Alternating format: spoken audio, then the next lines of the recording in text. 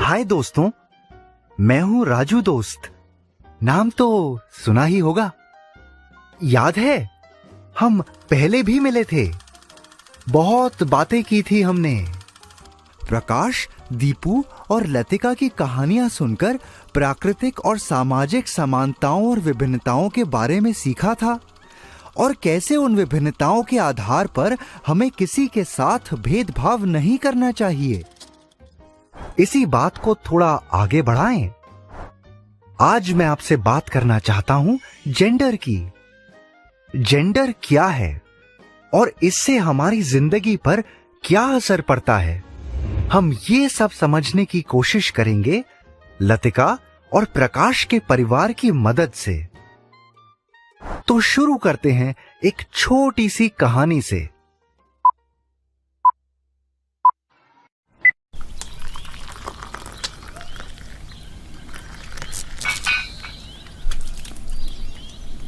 अरे अब ये क्या नई मुसीबत आ गई है। प्रकाश सुन, जरा दौड़ के दुकान से नया बल्ब ले आ और बदल दे। लतिका इधर आ, चाय गिर गई है, पोछा मार दे और 2 कप फिर से बना देना। ऐसा क्यों है कि प्रकाश को दुकान तक जाने को कहा गया और लतिका को किचन का काम दिया गया? आओ इस सवाल के जवाब को ढूंढने के लिए एक छोटा सा खेल खेलें।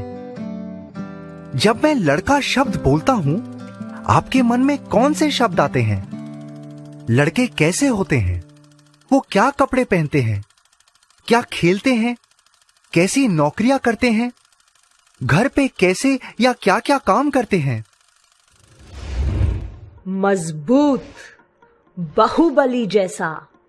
जिम जाने वाला, मोटरसाइकिल चलाने वाला, अक्लमंद, क्रिकेट खेलने वाला, कुर्ता पैजामा पहनने वाला, मूछें रखने वाला, छोटे बाल रखने वाला, देश की रक्षा करने वाला, मारपीट करने वाला, जोर से बात करने वाला, पैसे कमाने वाला, घर के बाहर नौकरी करने वाला, बिजनेस चलाने वाला, घर पे भारी चीजें उठाने वाला, बाहर से सामान लाने वाला, घर की खराब चीजें जैसे कि लाइट बल्ब आदि की मरम्मत करने वाला।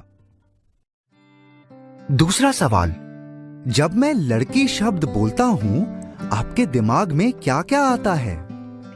लड़कियां कैसी होती हैं? वो क्या पहनती हैं? क्या खेलती हैं?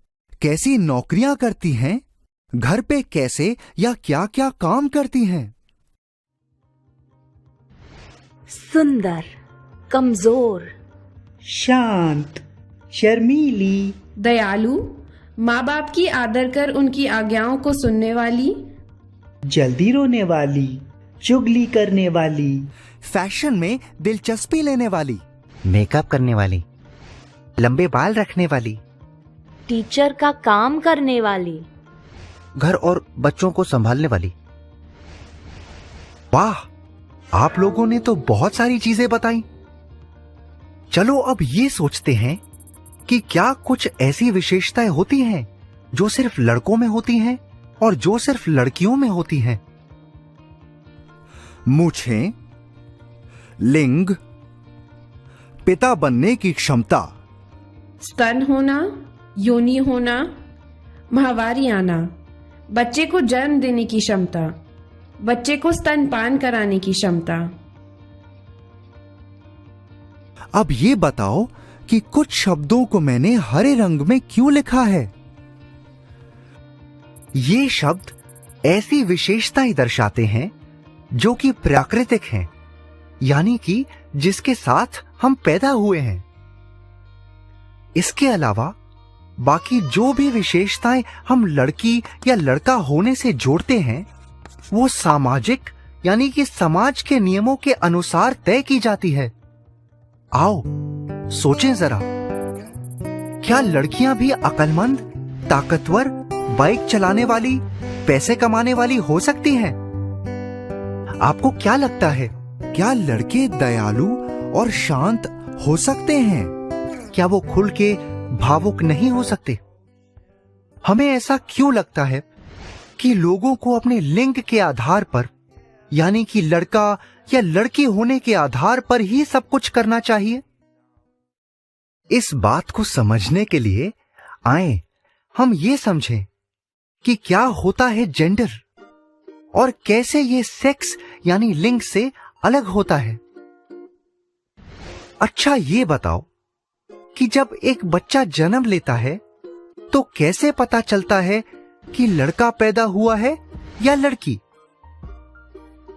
लड़की योनि के साथ पैदा होती है और बड़े होकर उसका शरीर इस प्रकार का बनता है कि उसके स्तन विकसित हो जाते हैं, माहवारी आने लगती है, यौन और प्रजनन अंगों में भी बदलाव आने लगते हैं, जैसे कि इन अंगों पे बाल आना, बच्चे पैदा करने की क्षमता विकसित होना। लड़के पैदा होते हैं लिंग और 2 अंड ग्रंथियों के साथ।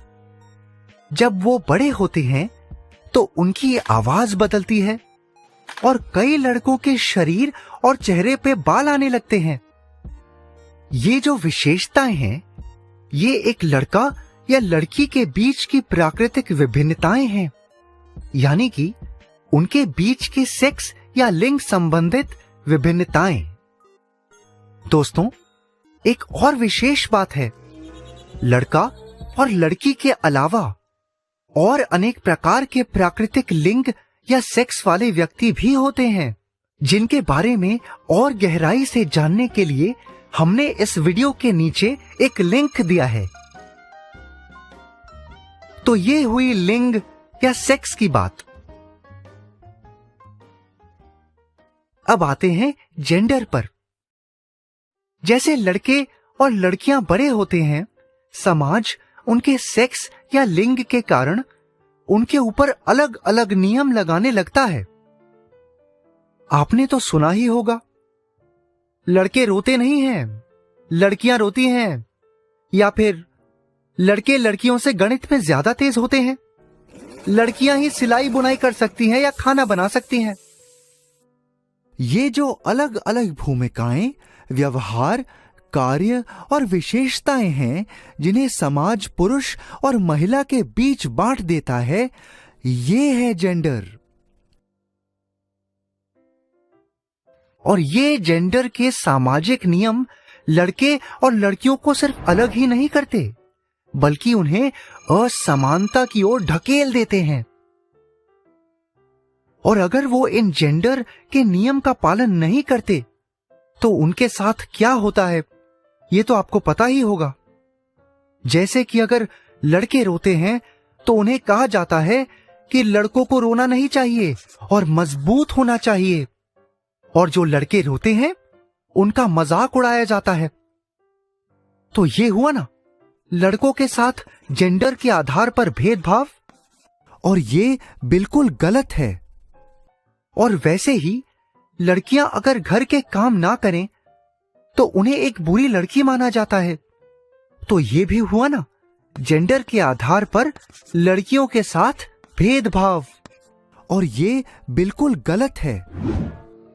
इसी बात को और समझने के लिए आओ देखते हैं एक छोटी सी कहानी।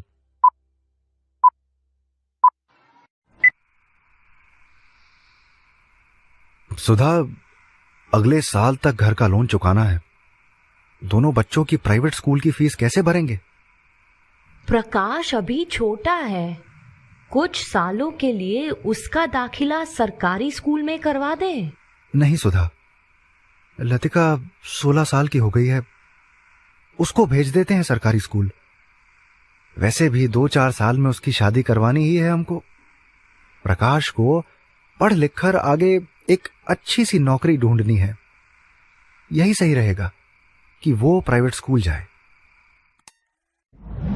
ऐसा क्यों है कि लतिका की पढ़ाई को उसके भाई प्रकाश की पढ़ाई से कम जरूरी माना जा रहा है?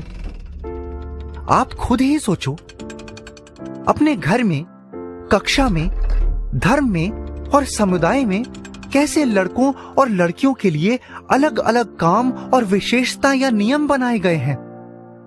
बहुत ही छोटी उम्र से ही हम सीखते हैं कि लड़कियां ऐसी होनी चाहिए और लड़के वैसे।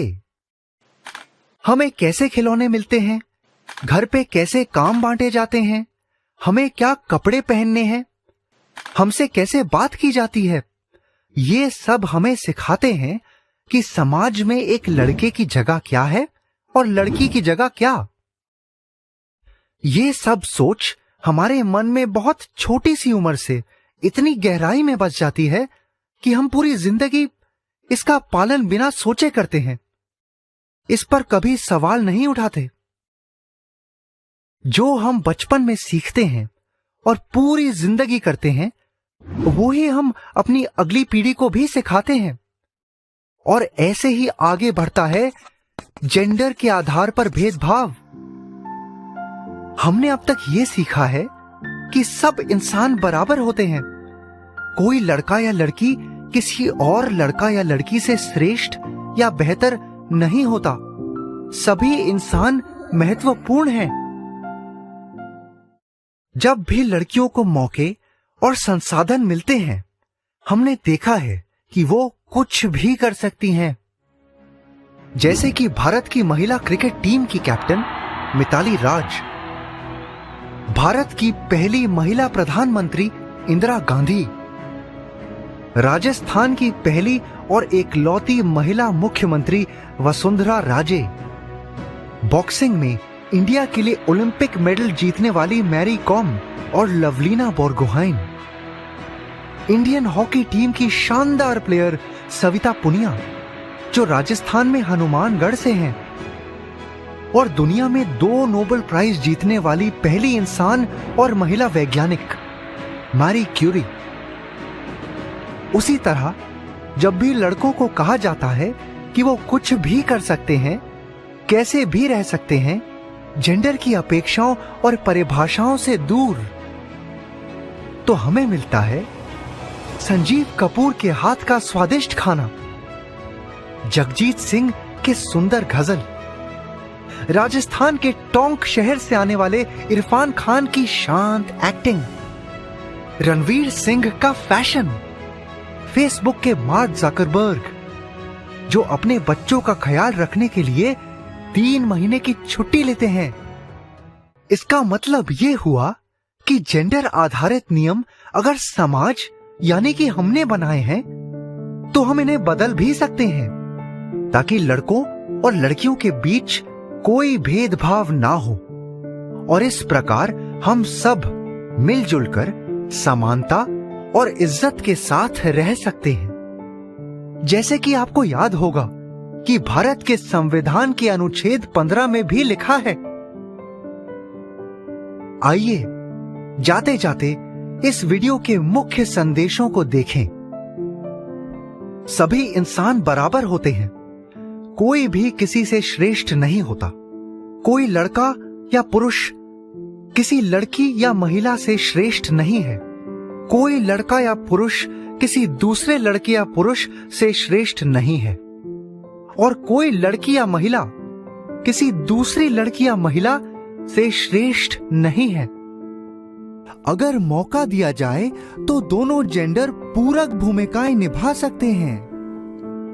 अलग अलग समाजों तथा संस्कृतियों में जेंडर भूमिकाएं और जिम्मेदारियां अलग अलग हो सकती हैं। किसी भी इंसान की काबिलियत, क्षमता, योग्यता और मिलने वाले अवसरों को जेंडर के आधार से निर्धारित किया जाना जेंडर आधारित भेदभाव है। इसे अस्वीकार करने और बदलने की जरूरत है।